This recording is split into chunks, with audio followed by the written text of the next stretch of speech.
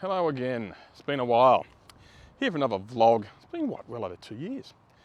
It's been an extremely busy time for me, and I hope you're doing well. And it's good to see you again. If you're still subscribing, then thanks, much appreciated. And yeah, I've been flat out studying a new degree in IT, communications, and cyber security and all that sort of stuff, which means a lot of hours studying, 8 hours a day studying, renovating a house as well, doesn't help. HD subjects all around, so I'm pretty happy with that. But today's vlog, where are the Utes? The EV Utes. And why does my hair look like this? I don't know, probably the wind. Anyway, yes, I'm walking around this new park, which is Gibb Street Precinct in east of Penrith. This just to be an odd tip. Underneath me right now is the new metro line from Sydney, which goes from St Mary's all the way through to the new National Airport, way down there. So past Orchard Hill Station, so it's nice and close to home. But yeah, fantastic. I just hope the runoff into South Creekton there is not too bad because there's no tip under here. But yeah, what was I saying? The Utes, where are they? Why are the Utes, or the EV Utes, taking so long to get here? That's what I want to know. Well, we have EV Utes. We have the LDV E60, I think it's called, or ET60 or something like that. It's two-wheel drive only, so it's not a four-wheel drive Ute. It's very underpowered, apparently max 130 kilowatts, and it's basically a single motor mounted to the back of the rear differential on what is essentially the diesel or petrol version of the exactly same Ute. And it's crazy expensive, no range, very little power, so sort of a compliance Ute, I guess you could call it. Then we have the F150 Lightning, available in Australia, yes, believe it or not. They are grey imports, so they are subject to every single tax Australia can think of, and then the taxes on top of the taxes, on top of those taxes again. So they're coming in around about 200,000 Australian dollars, which is, yeah, a bit on the rich side. Now they're probably the only real EV Ute available in Australia, but yeah, they're just not the mass market, I guess, price range where every other Ute is in Australia. Because don't forget, Utes are the biggest selling car in Australia. Utes are the best selling vehicle in Australia. They outsell everything, they're everywhere, as you know. The Tesla Model Y is the best selling car in Australia, which is an EV. But why aren't we seeing EV Utes? My theory is they're just selling so many of them. Why would they build an EV Ute when they're selling so many petrol and diesel Utes that need parts, they need servicing, they need maintenance? They can sell accessories for. You've seen all those Utes in the car parks with all the awnings, the 3 tents on the back, and the snorkels and the bull bars and the stadium lighting across the front because they're scared of the dark in the car park. Massive off-road tyres, all means wear and tear. And if they do eventually go off-road, it means more maintenance, more fuel filters, oil filters, air filters, injectors, all that sort of stuff. That's money, that's all profit for these car companies selling these Utes. And of course, people are willing to pay all that. So why would they be incentivized to bring an EV Ute to get rid of all that profit? They just wouldn't be, would they? I mean, if you're running Toyota or Ford with the Ford Ranger product, why would you want an EV Ute taking away all that income stream? It's nuts. So that's basically why I think we don't see any EV Utes in Australia, or any big push for the big manufacturers for EV Utes, because Toyota and Ford are the biggest sellers of EV Utes. Well, I wish. Toyota EV, come on, what am I thinking? You know what I mean. They're the biggest sellers of Utes in the country. Obviously there's Mazda and Nissan and all that sort of Mercedes as well, making copies of each other and belching diesel fumes everywhere.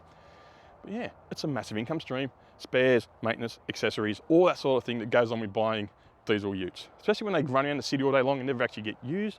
So that brings in your DPFs, your DPF burns, your DPFs need to be replaced. You add blue these days now with the latest emission standards coming through. So yeah, all that money straight into their pockets. So why would they bring an EV Ute? Seriously. But there is hope. There's the Ford Ranger PHEV coming out. My hair's just, anyway. The Ford Ranger PHEV, again, it's a compliance car. It's got a very tiny 11 kilowatt hour battery, I think, usable, which is really pathetic. It's like the same size as the iMove battery. You know, iMove battery is 15 years old and it's down to about 11 kilowatts.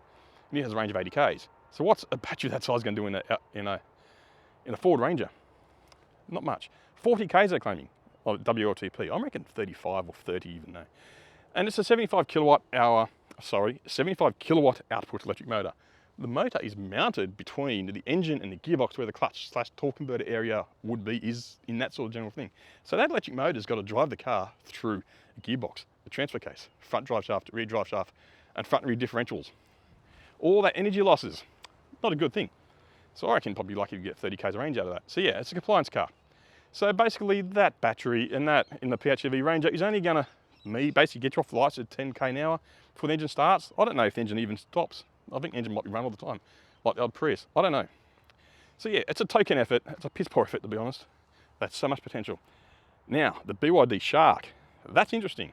It's still a PHEV, I'd rather full EV, but 100 kilometers of range, WLTP, so maybe 80, 90 k's an hour.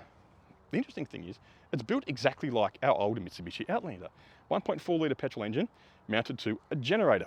Front axle, electric motor, rear axle, electric motor, battery in the middle, fuel tank up the back. I think it's 30 kilowatt hour battery. I'm not sure if I remember serves me right. Giving around, as I said earlier, 100 k's of range. Now, like the Mitsubishi Outlander, the petrol motor is a generator. So if you put your foot down, the petrol motor will kick in to create electricity to aid the draw from the battery to give you a 0 to 100 time of 5 seconds, which for Ute is crazy. It's nuts. So we're the fastest Ute on the road out there. And because it's a PHEV with the 100 k's an hour, 100 kilometres of electric range, plus fuel tank, they're claiming 800 kilometre total range. That's good.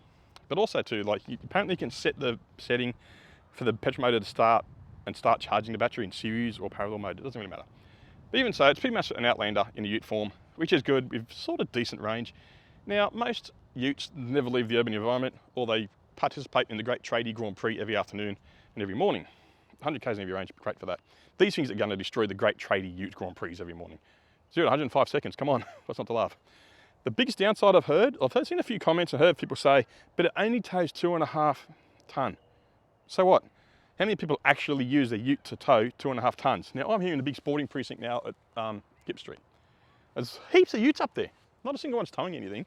They're all covered in accessories, and they're all just basically doing the school commute, doing the shopping centre run, picking the kids up from school, that sort of thing. And they're all beautifully clean. They don't look like they've ever been off-road. When you look underneath them, if you go off-road, like, you know, dirt gets everywhere, and you never get it out of all the parts, like spare tyres, suspension joints, bits in the frame and chassis stuff. It never goes away. All these guys with the accessories, they rarely, if ever, go off-road. But yeah, that's why I reckon there's no EV Utes in Australia. Or not coming soon. A Duda radar are coming out here soon with the EV Ute, which is great. But will the rugged Aussie guy out there with his Ute, all the accessories, want one? Will they buy one? They're still living the dream of one day they will travel the country towing 14 caravans and 3 boats around Australia across the Simpson Desert on their daily commute. Who knows? I just realised there's storms coming over there, and I've got clothes on the line. I go back inside, you know, using the sun to dry clothes. What waste electricity doing that sort of thing?